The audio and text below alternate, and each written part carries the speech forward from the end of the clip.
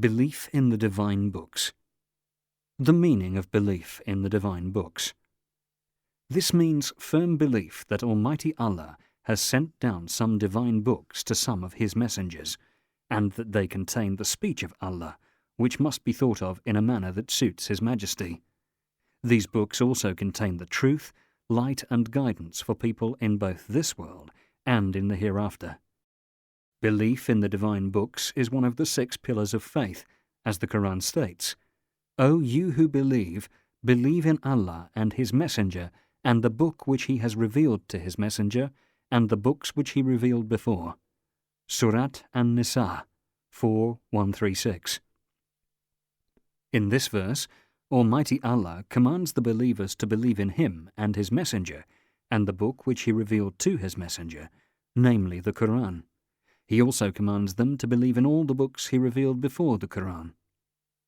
Defining faith, Iman, the Prophet once said, "It is to believe in Allah, His angels, His books, His messengers, and the last day, and to believe in the divine decree, both good and bad." Sahih Muslim 8. What does belief in the divine books include? 1. To believe that they were truly revealed by Allah. 2. To believe that they contain the speech of Allah. 3. To believe in the divine books which Almighty Allah has named, such as the Quran, which He revealed to our Prophet Muhammad, the Torah, At-Tawrah, which He revealed to Moses, Musa, and the Gospel, Al-Injil, which He revealed to Jesus, Isa. 4. To believe the authentic stories mentioned in them. The unique and distinctive characteristics of the Quran. The Holy Quran is the speech of Allah, which He revealed to our Prophet Muhammad.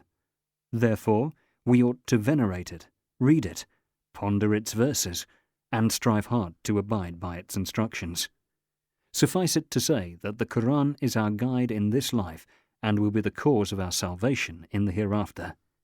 The Holy Quran has numerous unique features which distinguish it from the other revealed books. These include the following. 1. The glorious Quran provides a summary of divine rulings. It also came to support and confirm the command to worship Allah alone contained in the previous divine books. The Quran says, "And we have revealed to you the book with the truth, confirming the books before it, and with final authority over them." Surat Al-Ma'idah 5:48. This verse makes it clear that the Quran agrees with and confirms the truth, statements and beliefs, amongst other things, contained in the previous divine books, and serves as a witness over them. 2.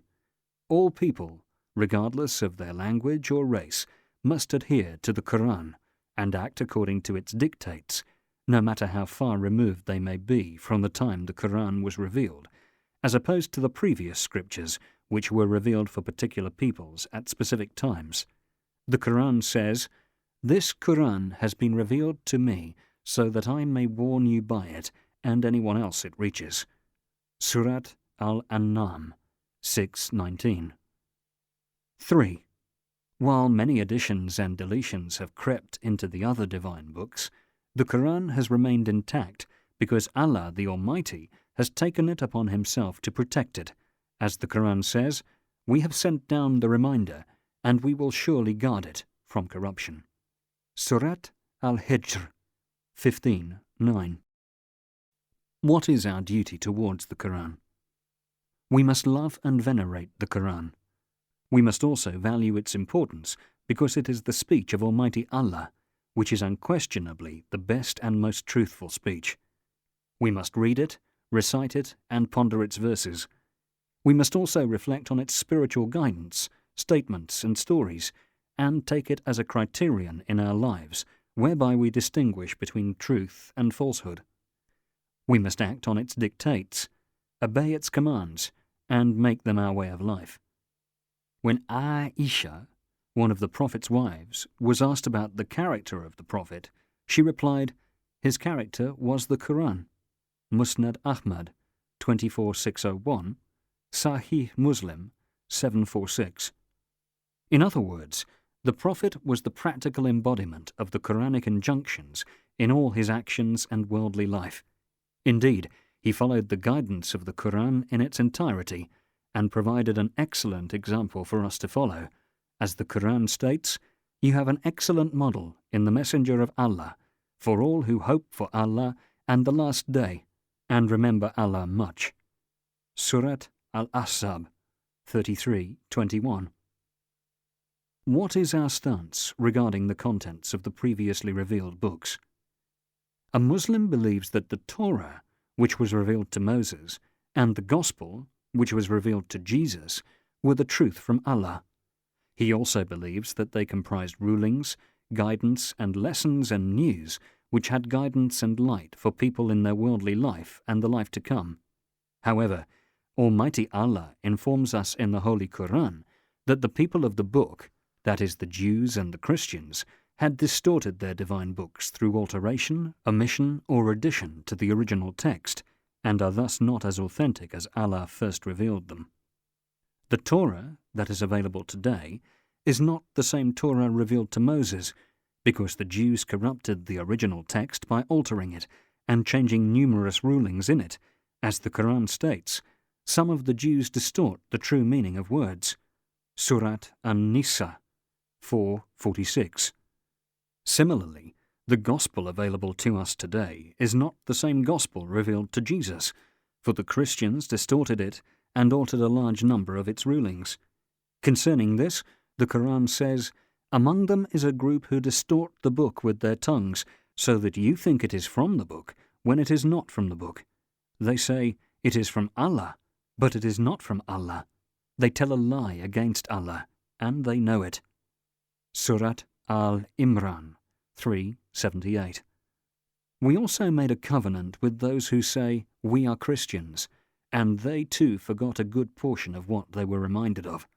So we stirred up enmity and hatred between them, until the day of rising, when Allah will inform them about what they did. Surat Al-Ma'idah 5:14.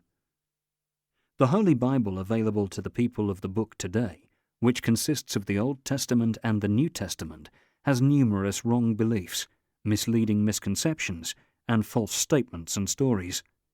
We believe those statements and reports which are shown by the Quran or the sound Sunnah to be true, and we disbelieve those ones which are shown by the Quran and Sunnah to be false.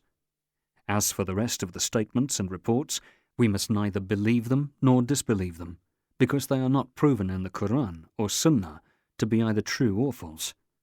Despite this, a Muslim ought to respect these books and must not demean or desecrate them, for they may still contain some of Allah's speech which has not been distorted. Benefits of belief in the divine books. Belief in the divine books has a number of benefits, including the following: awareness of Allah's great care and immense mercy for His slaves, for sending for every people a divine book to guide them, help them achieve happiness in this life, and enjoy eternal bliss in the hereafter. Awareness of Allah's absolute wisdom contained in His laws, for legislating for every people what perfectly suits their general circumstances and personalities. As the Quran states, "For each community to which a messenger was sent with a book, have we appointed a law and a practice." Surat Al-Ma'idah 5:48. Showing gratefulness to Allah for sending down such books which contain light and guidance for us in this life and in the hereafter.